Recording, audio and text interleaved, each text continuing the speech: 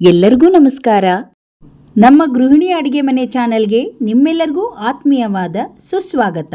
ಬನ್ನಿ ಇವತ್ತಿನ ವಿಡಿಯೋ ನೋಡೋಣ. ಮೊದಲಿಗೆ ನಾನು 1 ಬೌಲ್ ಮೆಜರ್ಮೆಂಟಲ್ಲಿ ಅಕ್ಕಿ, 1 ಬೌಲ್ ಹೆಸರುಬೇಳೆಯನ್ನು ತಗೊಂಡಿದ್ದೀನಿ. ನೋಡಿ, ಕರೆಕ್ಟಾಗಿ ಒಂದೊಂದು ಬೌಲ್ನ ತಗೊಂಡಿದ್ದೀನಿ. ಇಲ್ಲಿ ಒಂದು ಕಡಾಯಿ ಇಟ್ಕೊಂಡಿದ್ದೀನಿ. ಕಡಾಯಿಗೆ ಹೆಸರುಬೇಳೆಯನ್ನು ಹಾಕಿ ಚೆನ್ನಾಗಿ ಫ್ರೈ ಮಾಡ್ಕೊಳ್ಳೋಣ. ಸ್ವಲ್ಪ ಕಲರ್ ಚೇಂಜ್ ಆಗಬೇಕು, ಅಲ್ಲಿವರೆಗೂ ಫ್ರೈ ಮಾಡ್ಕೊಳ್ಬೇಕು. ನಾವು ಮಾಡೋ ರೆಸಿಪಿ ತುಂಬ ರುಚಿಕರವಾಗಿರಬೇಕಂದ್ರೆ ಈ ರೀತಿ ಹೆಸರುಬೇಳೆನ ಫಸ್ಟ್ ಚೆನ್ನಾಗಿ ಫ್ರೈ ಮಾಡಿ ನಂತರ ಅಕ್ಕಿಯನ್ನು ಕೂಡ ಹಾಕಿ ಫ್ರೈ ಮಾಡ್ಕೊಳ್ಬೇಕು. ಅಕ್ಕಿಯನ್ನು ಈ ದೋಸೆಗೆ ಹಾಕುವಂಥ ದಪ್ಪ ರೈಸ್ ತೊಗೊಂಡಿದ್ದೀನಿ. ಈಗ ಒಂದ್ಸಲ ಇದನ್ನು ತೊಳ್ಕೊಳ್ಳೋಣ. ಚೆನ್ನಾಗಿ ಫ್ರೈ ಆದ ಮೇಲೆ ಇದನ್ನು ನೀರು ಹಾಕಿ ಚೆನ್ನಾಗಿ ತೊಳ್ಕೊಳ್ಬೇಕು. ಅಕ್ಕಿನ ಇವಾಗ ಚೆನ್ನಾಗಿ ತೊಳೆದಿದ್ದೀನಿ. ಅದೇ ಪಾತ್ರೆಗೆ ಹಾಕಿ ಮತ್ತೆ 2ರಿಂದ 3 ಗ್ಲಾಸ್ ನೀರನ್ನು ಹಾಕಿ ಸ್ಟವ್ ಮೇಲೆ ಇಟ್ಕೊಳ್ಳೋಣ.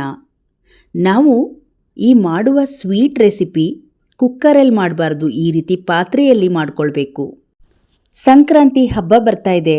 ಈ ರೀತಿಯಾಗಿ ಪಾತ್ರೆಯಲ್ಲಿ ಮಾಡಿ ಈ ಸ್ವೀಟ್ ಪೊಂಗಲನ್ನು ಒಮ್ಮೆ ಮಾಡಿ ನೋಡಿ. ನೋಡಿ, ಪಾತ್ರೆಯಲ್ಲಿ ಈ ರೀತಿ ಚೆನ್ನಾಗಿ ಕುದಿ ಬರ್ತಾ ಇದೆ. ಚೆನ್ನಾಗಿ ಮಿಕ್ಸ್ ಮಾಡಿ ಸ್ವಲ್ಪ ಹೊತ್ತಾದಮೇಲೆ ಅದು ಚೆನ್ನಾಗಿ ಮಿಕ್ಸ್ ಆಗಿ ಈ ರೀತಿ ಬೆಂದಿದೆ. ಹೆಸರುಬೇಳೆ ಮತ್ತು ಅಕ್ಕಿ ಚೆನ್ನಾಗಿ ಈ ರೀತಿ ಜ್ಯೂಸಿಯಾಗಿ ಈ ರೀತಿ ಬೆಂದಿದ್ರೆ ಈ ಒಂದು ಸ್ವೀಟ್ ಪೊಂಗಲ್ ತುಂಬ ಚೆನ್ನಾಗಿರುತ್ತೆ. ಇದಕ್ಕೆ ಬೇಕಾಗುವ ಗೋಡಂಬಿ ದ್ರಾಕ್ಷಿ, ಒಣ ಕೊಬ್ಬರಿನ ಸಣ್ಣದಾಗಿ ಚೂರು ಮಾಡಿದ್ದೀನಿ. ಬೆಲ್ಲವನ್ನು ಕರಗಿಸಿ ನೀರನ್ನು ತಗೊಂಡಿದ್ದೀನಿ. ಈಗ ಒಂದು ಕಡಾಯಿ ತಗೊಂಡಿದ್ದೀನಿ.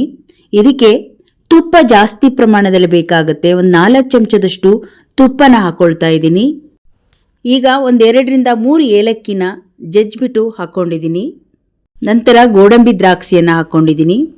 ಹಾಗೆ ಒಣ ಕೊಬ್ಬರಿನ ಸಣ್ಣದಾಗಿ ಈ ರೀತಿ ಚೂರು ಮಾಡ್ಕೊಳ್ಬೇಕು, ಹಾಕಿದರೆ ಚೆನ್ನಾಗಿರುತ್ತೆ. ಹಾಗಾಗಿ ಅದನ್ನು ಕೂಡ ತೊಗೊಂಡಿದ್ದೀನಿ. 3 ಚೆನ್ನಾಗಿ ಮಿಕ್ಸ್ ಮಾಡ್ಕೊಳ್ಳೋಣ. ತುಪ್ಪದಲ್ಲಿ ಚೆನ್ನಾಗಿ ಫ್ರೈ ಆಗಬೇಕು. ನೋಡಿ, ಕಲರ್ ಚೇಂಜ್ ಆಗಿದೆ, ಸ್ವಲ್ಪ ಕಲರ್ ರೆಡ್ ಆಗಿ ಬಂದಿದೆ. ಈ ರೀತಿ ಆದರೆ ರೆಡಿ ಇದೆ. ಇದನ್ನು ಪಕ್ಕದಲ್ಲಿ ಎತ್ತಿಟ್ಕೊಳ್ಳೋಣ. ಮತ್ತೆ ಅದೇ ಕಡಾಯಿಯಲ್ಲಿ ನೋಡಿ, ತುಪ್ಪ ಸ್ವಲ್ಪ ಇದೆ. ಈಗ ನಾವು ಬೆಂದಿರುವ ಹೆಸರುಬೇಳೆ ಅಕ್ಕಿನ ಹಾಕ್ಕೊಳ್ತಾ ಇದ್ದೀನಿ.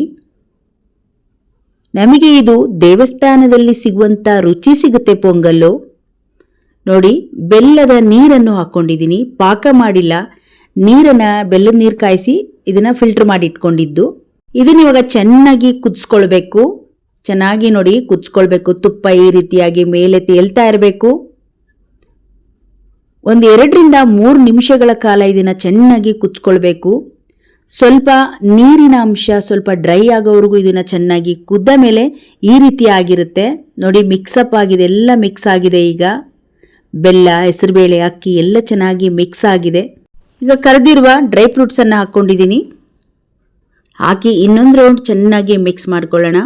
ಈಗ ರುಚಿಕರವಾಗಿರುವ ನಮ್ಮ ಸಂಕ್ರಾಂತಿ ಹಬ್ಬಕ್ಕೆ ಸ್ವೀಟ್ ಪೊಂಗಲ್ಲೇನೋ ರೆಡಿ ಆಯಿತು. ನೋಡಿ, ನಾವು ಮಾಡುವ ವಿಧಾನದಲ್ಲಿ ಕರೆಕ್ಟ್ ವಿಧಾನದಲ್ಲಿ ಮಾಡಿದರೆ ದೇವಸ್ಥಾನದಲ್ಲಿ ಸಿಗುವಂತಹ ರುಚಿ ನಮಗೆ ಈ ಸ್ವೀಟ್ ಪೊಂಗಲ್ ಸಿಗುತ್ತೆ. ಈಗ ನಾನು ತಟ್ಟೆಗೆ ಹಾಕ್ಕೊಳ್ತಾ ಇದ್ದೀನಿ. ತುಂಬ ರುಚಿಕರವಾಗಿ ಮತ್ತೆ ನೋಡೋಕ್ಕೂ ಕೂಡ ತುಂಬ ಚೆನ್ನಾಗಿ ಕಾಣಿಸ್ತಾ ಇದೆ.